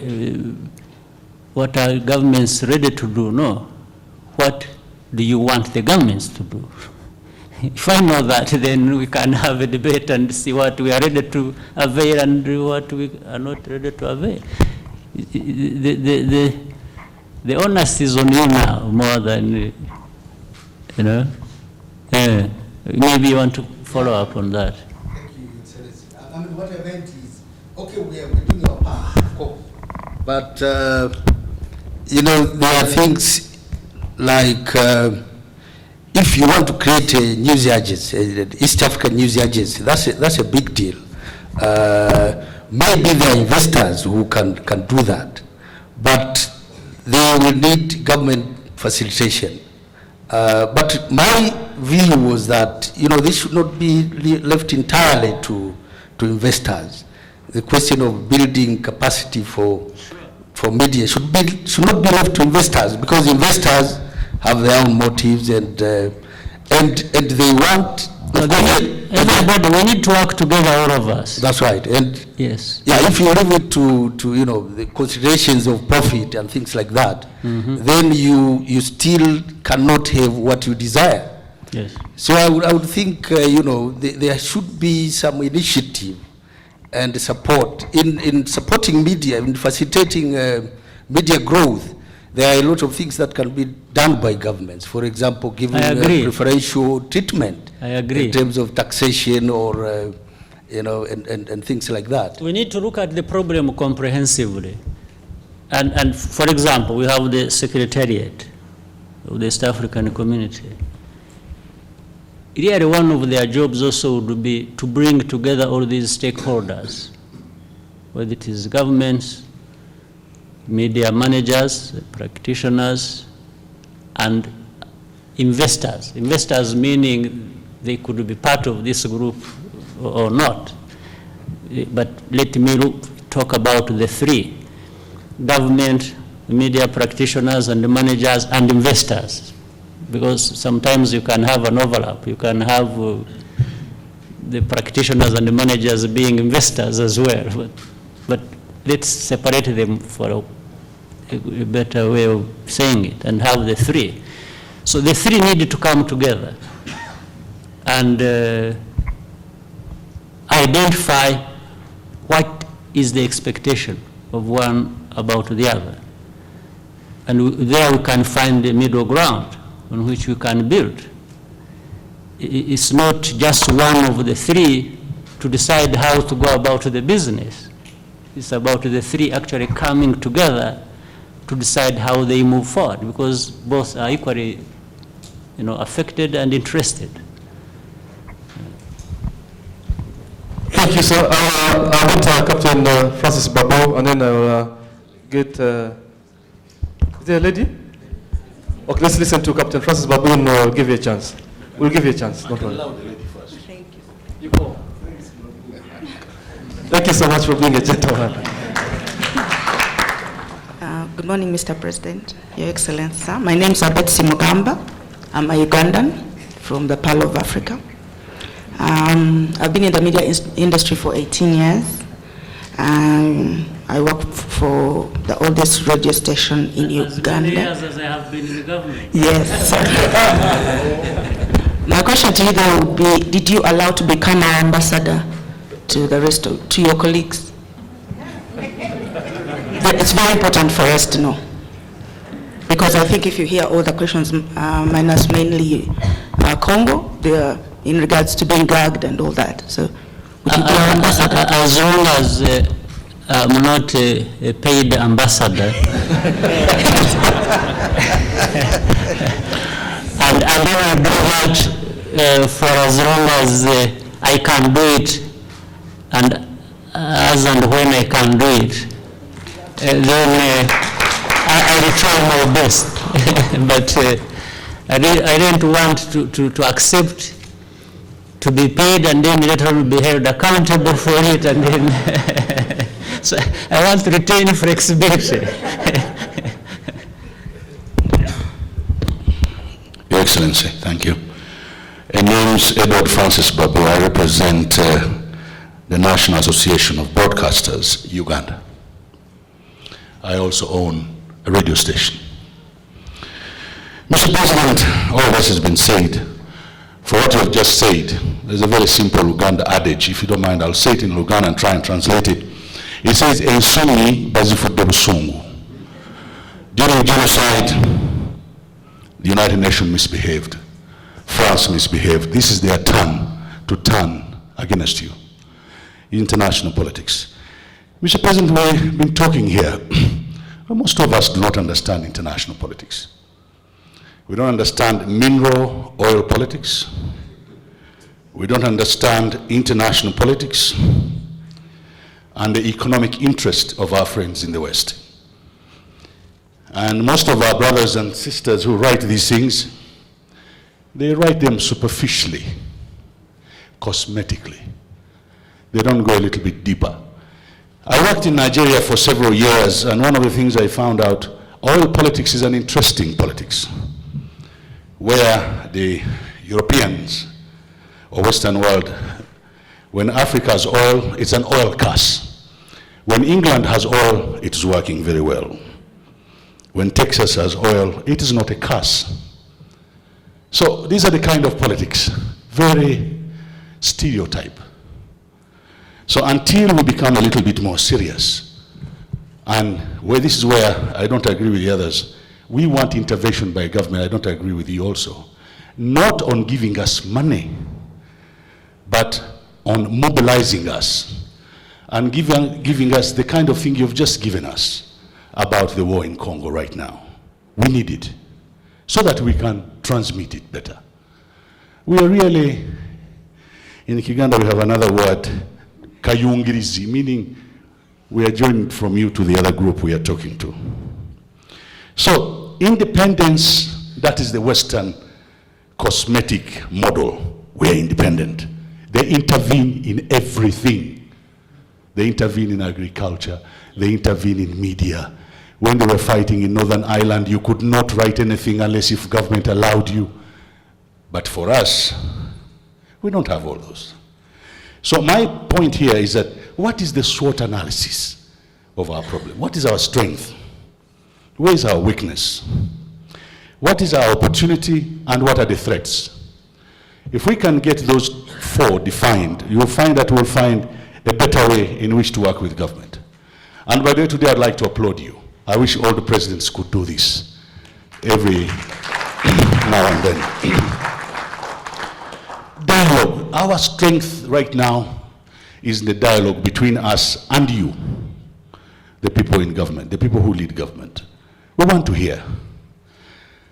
You went in a meeting in Uganda, it was all closed, we are getting bits and pieces. And then we get this diplomatic write-up, which is very nice. We'd like to know a little bit more. This nice written paper by diplomatic people, we know what it means as people in media. We know that there is something somewhere. We'd like to know a little bit more. And by the way, you've just brought it out. Now, again, Mr. President, man is a political animal. You have a tendency to think these media people are not politicians. They are politicians, all of them, as you see them here. They have sides, they have beliefs. Much as they don't want us to believe it. Ah, no, they are. Kabushenga is a bigger politician than me. He even campaigns during campaigns, so really. So this is not a big deal. We know. There is also a learning curve, Mr. President. A lot of our young journalists come from universities. What they have there is framework, and they have these packages which are given to them, most of them written by Western people. And that's the basis of their knowledge. I think I'd like to request the government to start at university level before you talk to the people, because Baganda have another saying, Kamera, mamera. If something is bent when it is young, it's very difficult to put it straight. Start with those ones in university and start telling them how they should be more patriotic. Funny enough, the Western countries, those people are very, very patriotic to their country. You say something about the Queen and you see what those newspapers will do to you. There's a man I remember some years ago stood up and said, Britain should turn into a republic. My God, the newspapers turned on him. He has never survived ever since. So we need it to be taught a little bit more. We are looking for visibility. I'm a journalist, I'm young, I'm a Mwenda. I want to be known, I want to be a brand. I'm selling a newspaper called Independent. I must write what people want to hear. What is the cause? First of all, I like to congratulate Mwenda. At least he's a little bit more serious than others. But others have a tendency to write because they want to be recognized. Have you ever asked yourself, who gives most of our journalists scholarships to do their master's degrees? You haven't. Find out. You will be very surprised. In Uganda, we have NGOs today that have been formed by Western countries to deepen and create width in democracy. And they call our journalists and tell them about freedom and articles of the Constitution. That hurts me a little bit. I wish government could do that. And that's where I think you'll have to change your mind, sir. Government of each country has to put up some sort of training, seminars, workshops for our journalists and give them a reasonable briefing now and then so that they can understand. You can even finance them, sir. I've been seeing finances of big people in the Ministry of Information going to all international bodies, but they don't finance some of our journalists to go. Let them go with the delegation. Let them go to these. No. Independence here superficially, but in background we can talk about it. Mr. President, there's also corruption. You talked about it, oiling your hands. But in some of our medias, the corruption is deep, to an extent that most of our people have a lot of problem, and therefore propaganda follows. Because there's corruption, there's propaganda, sometimes lack of information. Again, the international politics. I was talking about oil a few minutes ago and people laughed. These international oil companies, when they want an agreement with the government, they will go to great length to try and push their interests. They would use our local media, they would use international media, and they're fond of using the word corruption.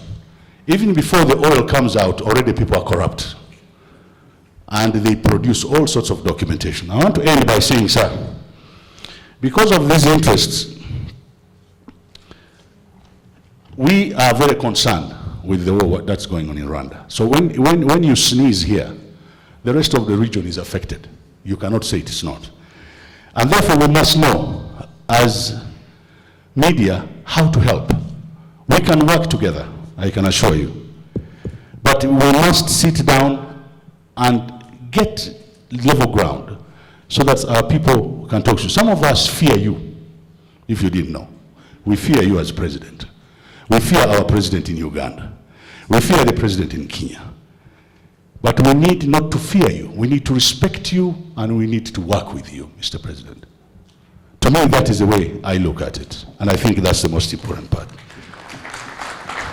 I want to end by saying, sir, Al Jazeera was started by the Arabs. Today, the Arab case is on the international level. It was started by government of Qatar. Al Jazeera has changed the reporting in the Middle East completely.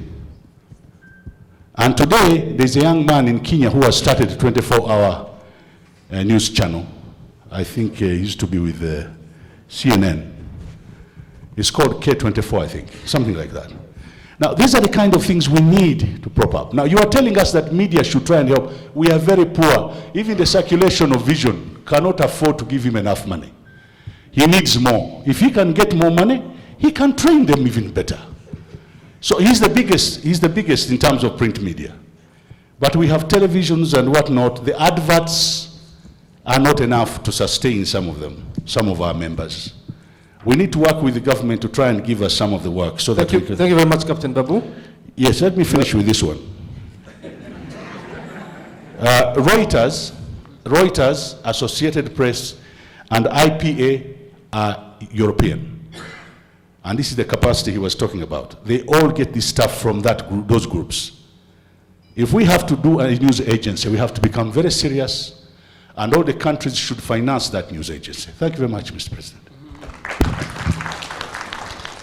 So you forgot to mention the fear the leaders have about the media. I think there is no need for fear at all.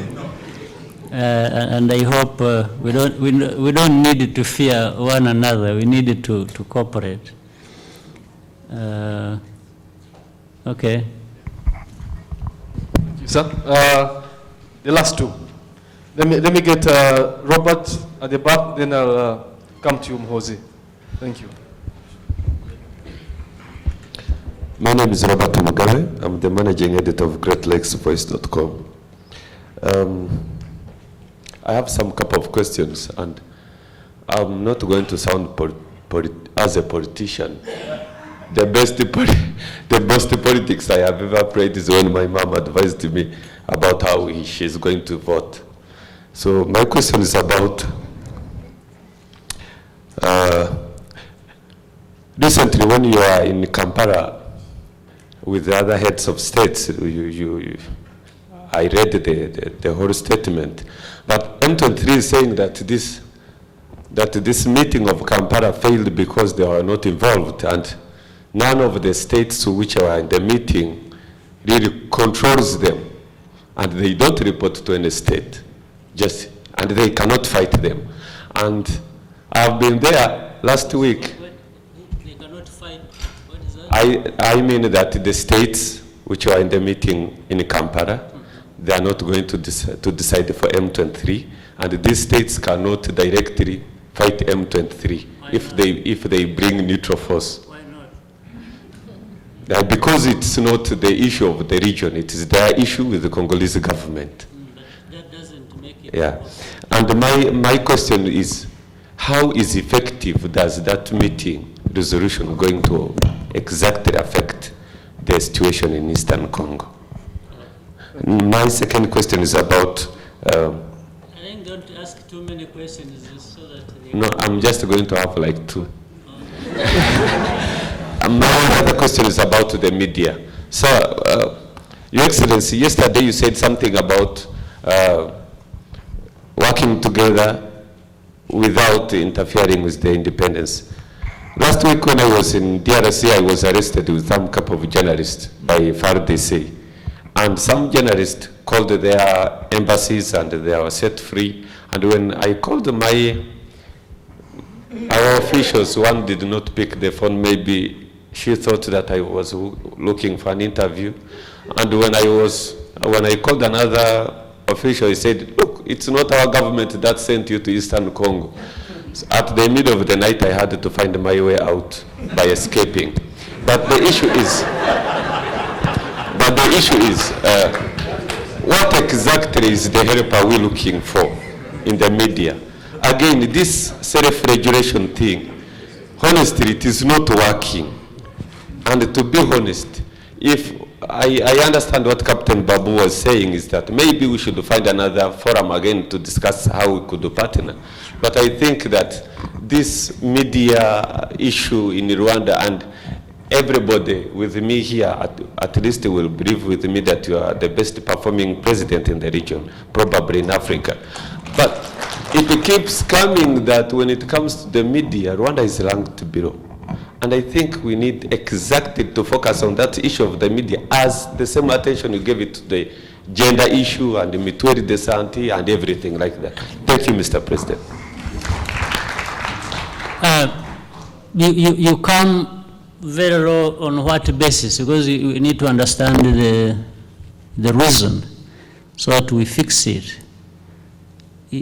Are you at least clear about the basis, and is it justified? That we need to answer that. So once we know why, then we can fix those things we can fix. I hope one of the reasons is not that you looked for somebody to rescue you and they went miss, they are not there. So we need to identify, and certainly one of the reasons can't be that we are tempted to have the media regulate themselves, and then that is also part of the problem, that effort puts Rwanda, makes Rwanda rank very low in the world for the media, that they are tempted to have the media regulate itself. So that's why I think some of the issues needed to come out clearly, need to be identified, and it doesn't have to wait for government to discuss with the media practitioners. Even the media practitioners themselves, if they really worked together from the whole of East African region and identified some of these things they need to do themselves or need to ask the government to look at on their part, so that that's okay. It doesn't have to wait for when we're all together, presidents and managers of the media houses all together in one room to decide that. I think either side can look at it, make recommendations, and then we keep moving forward like that. But for what came out in Kampala, to say, you know, the heads of state met as a region, and the heads of state representing their countries, to look at the problem and then recommend how we move forward. You understand very well that at this stage we did not have parties negotiating between themselves for the solution they have. So that's why any group would not have been around with the heads of state, because that was not, the summit was not for those groups, it was for the heads of state to look at, including the head of state of Congo, where the problem is, to look at how and put in place a formula maybe that would lead to a solution in this part. So I really wouldn't, I don't see how any group, whether M23 or any other group, would have been in the summit. It wasn't a summit of non-state actors. It was a group of heads of state and government to talk about a problem. Then when it comes to another stage or another stage later, that's when you may have different groups talking. So the heads of state were putting in place a process to deal with that. So for M23 or any other group to say, yeah, but how did these people meet without us? They as who? They are not, they shouldn't have been part of this meeting, because the meeting was a different setup for a different reason, even if it talks about them.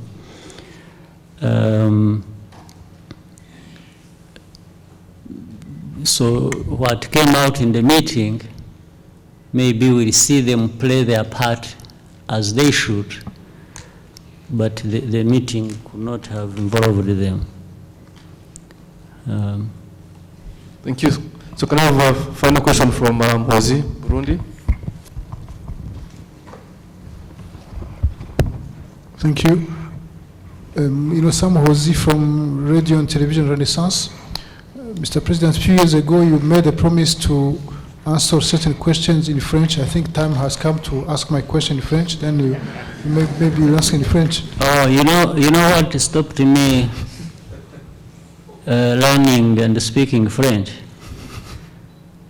It's because the French thought I must do that. So if it had been left to me, I would be verified into it. But the moment it became a demand or expectation, then, that's how, even with these other matters, blackmail does not work with us.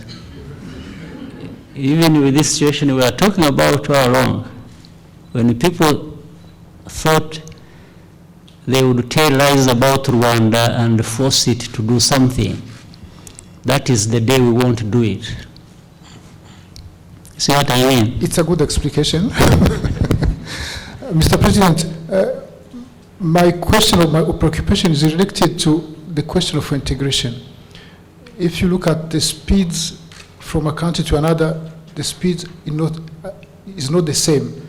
In certain countries, there is a political will that shows that they are trying to go as fast as possible, as far as possible, in implementing the protocols that have been agreed between the states.